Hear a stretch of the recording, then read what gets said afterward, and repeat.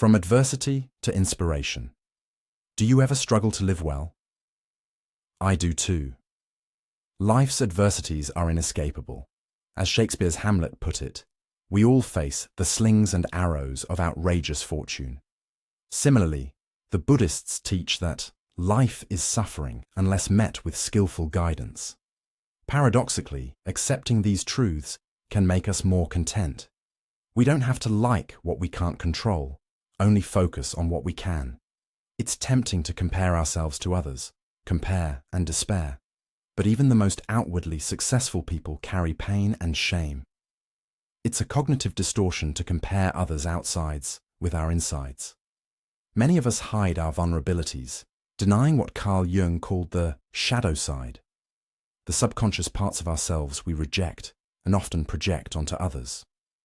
Unhappy childhoods are a common lament.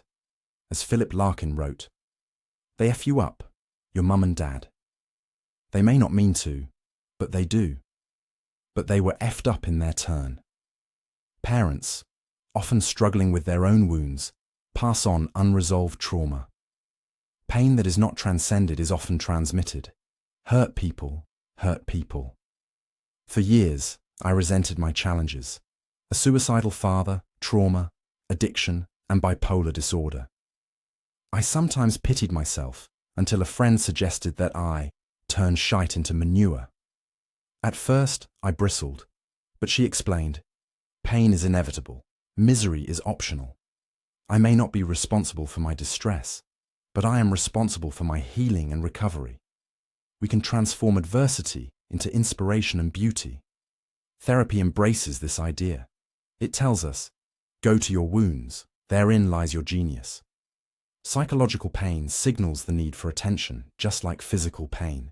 We instinctively recoil from a hot flame to avoid burning ourselves. Our emotional distress serves a similar purpose. The pain is not the problem, it points to the solution. It invites us to uncover, discover, and discard what no longer serves us. By confronting our struggles, we grow into our true selves, gaining depth and grace. Life is like driving a car. Focus on the road ahead. Stay in the now. Check the rearview mirror. Look back but don't stare. And mind our blind spots. Acknowledge the limits of our perception.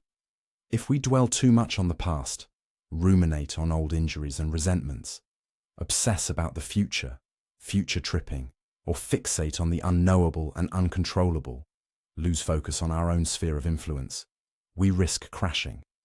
Balance is key. As Kierkegaard reminds us, life can only be understood backwards, but must be lived forwards. Let's not suppress or resent our pain. Instead, let's seek to understand it with compassion and let it guide us toward becoming our authentic selves. As Nietzsche said, one must still have chaos in oneself to give birth to a dancing star. We are all made of stardust. Let's sparkle like the celestial beings we are.